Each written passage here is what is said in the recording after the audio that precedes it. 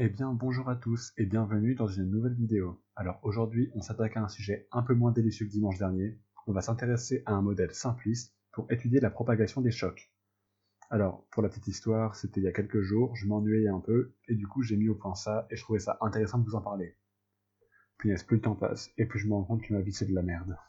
Enfin bon, on y va. Alors, avant de regarder les jolies images qu'on a pu avoir comme ça, on va d'abord s'intéresser au modèle. Comme je l'ai dit, il est simpliste. On va prendre une zone qu'on va découper en plein de petits carrés qu'on va après étudier.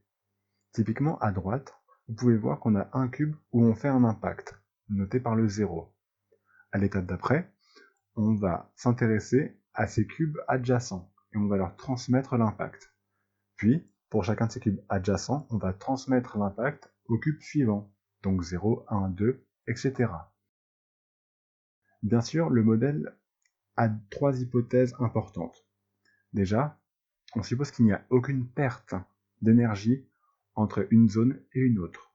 Il n'y a ensuite pas de viscosité entre les parties elles-mêmes et pas de viscosité avec l'environnement. Et ensuite, il n'y a aucune autre interaction que la transmission d'énergie d'un point vers le suivant. Si vous voulez un exemple en image, vous pouvez voir ici un tableau 1000 par 1000, où le point le plus foncé représente l'impact et les points les plus clairs, les endroits qui ont mis le plus de temps à être atteints. Alors je vous vois venir, pour une onde c'est vrai, il devrait y avoir une propagation circulaire. Néanmoins, pour l'algorithme que j'ai utilisé, ça aurait été infiniment plus compliqué de le faire avec un cercle. J'aurais pu le faire ici, mais pour la suite ça aurait posé problème. J'ai donc fait le choix de le représenter ainsi. C'est pas l'idéal, mais ça fonctionne très bien. Maintenant, on va pas se mentir, regarder un lac où il n'y a rien, bah c'est chiant. On va donc rajouter des murs. Les murs, ce sont des obstacles qui seront infranchissables et qui ne ralentiront pas l'onde. Rappelez-vous, il n'y a pas d'interaction. Ils vont même nous permettre d'observer des propagations assez intéressantes. Par exemple, en bas, vous avez à chaque fois un impact en haut à gauche, et on le voit qui se propage dans tout l'espace. On peut voir la propagation par ce beau défilé du bleu vers le jaune. Déjà, c'est assez joli, et ça nous montre que ce qu'on pensait pouvoir être la propagation, c'est justement assez intuitif. Maintenant, on va voir comment ces obstacles vont influer sur la propagation de ce choc. Là, vous pouvez voir deux tableaux 700 x 700, donc 490 000 cases, et dans l'un, on a rajouté dans le calcul 45 000 murs. Ça fait à peu près 10% de murs. Et on peut voir à gauche et à droite que le temps de propagation, c'est globalement le même.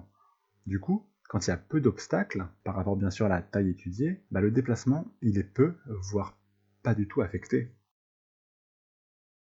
Maintenant, qu'est-ce qui se passe si on met beaucoup d'obstacles? Vous pouvez voir ici deux tableaux 500 x 500.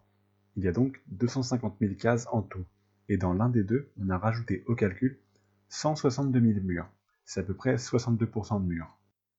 Étant donné que les murs sont répartis de manière vraiment aléatoire, la forme globale de l'avancée, elle évolue pas. On voit toujours qu'en bas, c'est la zone qui arrive le plus tard, alors qu'en haut, c'est assez rapide. Mais on voit qu'à gauche, les points les plus tardifs apparaissent après le 500e coup, alors qu'à droite, ils dépassaient difficilement les 400e.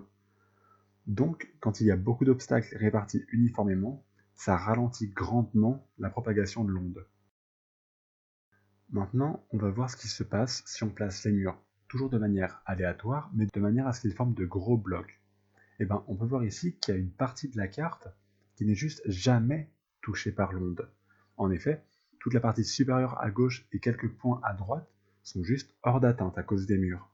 Et ça, en plus d'être joli, ça correspond pas mal à la réalité, parce qu'on peut ralentir, voire empêcher le passage de l'énergie, soit en bloquant stupidement avec des murs, et pour la ralentir, il suffit de multiplier la distance, le trajet, que cette onde doit parcourir.